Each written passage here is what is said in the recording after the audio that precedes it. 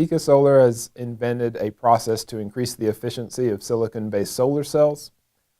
We build equipment to perform this process and sell it to existing solar cell manufacturers. Our process has been labeled the biggest single efficiency improvement in solar since 1987. We recently became one of very few companies to receive 3 rounds of support from the Department of Energy's Sunshot program.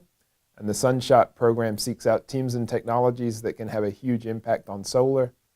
And we're doing that right here in Arkansas. When I was doing my PhD at the University of Arkansas in the Microelectronics and Photonics program, I had always been interested in the energy space.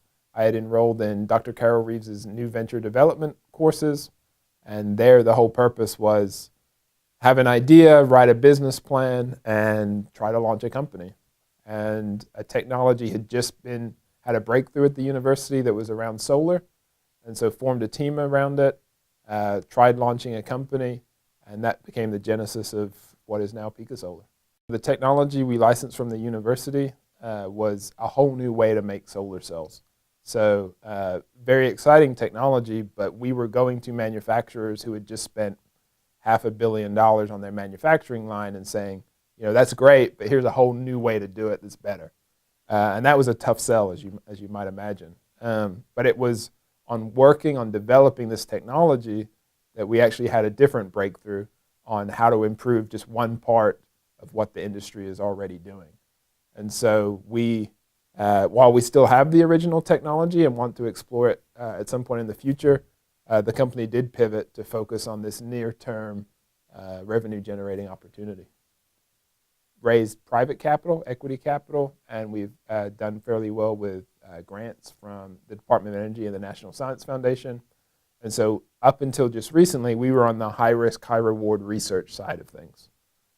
We've now proven the technology at a small scale. We've got our prototype equipment built, and we're currently working on raising the funding to go to our first full-scale production equipment. And so, you know, I think hopefully in 2018 will be when we build our tool, we sell it to our first customer, and then hopefully, obviously, start selling many, many tools after that. So we have seven people on staff. As I mentioned, most of our challenges to date have been technical. So 6 out of the 7 folks are master's or PhD level engineering by background.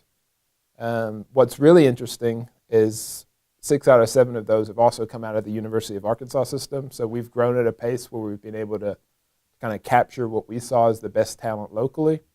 If we're successful in executing on our plan, we'll grow to around 50 folks with our manufacturing model. And it is going to be interesting to start tackling the challenges of that growth, right? And it's going to be more business development folks, marketing, sales, to kind of round out the team.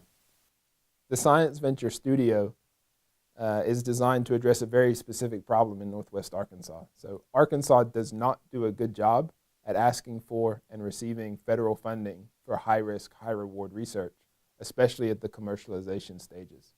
So the job of the Science Venture Studio is to put a system in place to help early-stage entrepreneurs access that federal capital. And out of about $2.5 billion that the federal government spends every year on this commercialization-ready, high-risk, high-reward research, Arkansas last year got about $5 million.